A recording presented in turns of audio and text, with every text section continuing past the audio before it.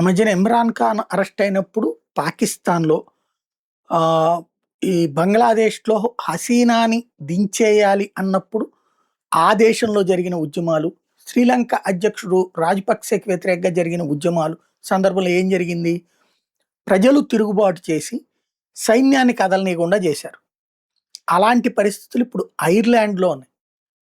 సైన్యానికి, పోలీసులకి అప్పుడు ఆయిల్ గూడా పోసేవాళ్ళు గాదు. వాళ్ళని ఆ విధంగా ఇబ్బంది పెట్టేవాళ్ళు.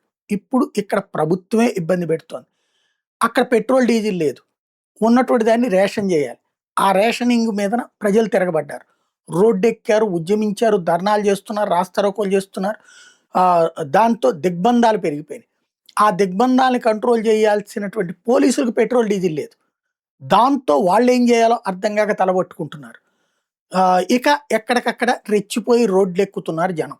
గందరగోళపు వాతావరణం నడుస్తోంది ప్రస్తుతం ఐర్లాండ్‌లో.